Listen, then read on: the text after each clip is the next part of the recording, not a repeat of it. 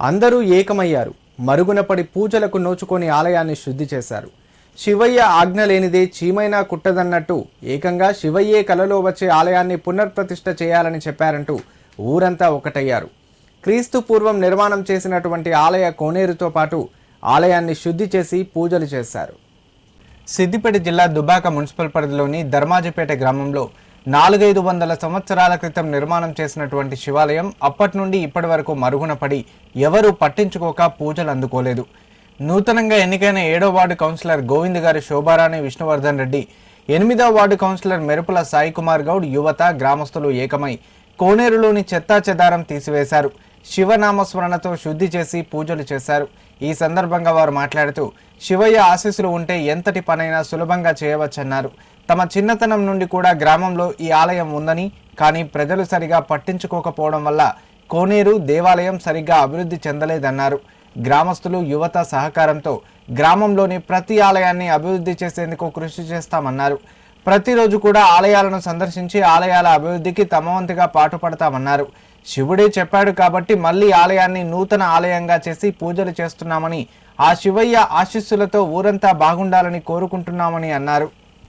అందరి ఆశీర్వాదంతో, శివుని ఆజ్ఞతో నేను దుబ్బాక మున్సిపాలిటీ 8వ వార్డు కౌన్సిలర్గా గెలుపొందడం జరిగింది. విశేషం ఏంటంటే ఎన్నో ఏండ్ల 100 సంవత్సరాల చరిత్ర కలిగినటువంటి అతి పురాతనమైన శివాలయం మా గ్రామంలో ఉండడం మేము చేసుకున్న అదృష్టం.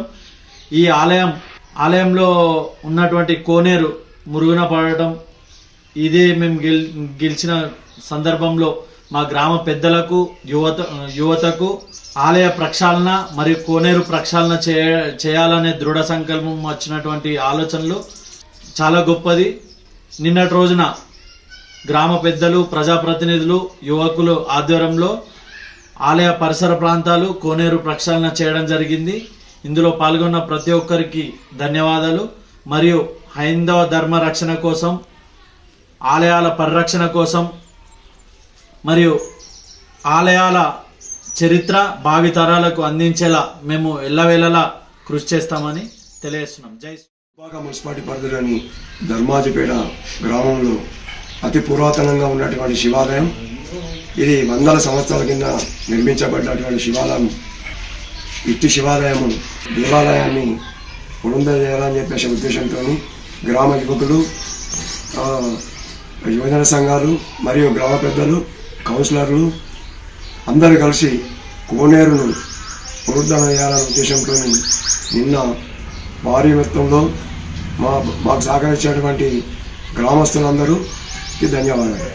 ఈ ఆలయం అభివృద్ధికి మేము ఎల్లవేళలా ఉండి టెంపుల్ నిర్మాణంలో పునరంకితం అవుతామని చెప్పేసి భావిస్తా ఉన్నాం.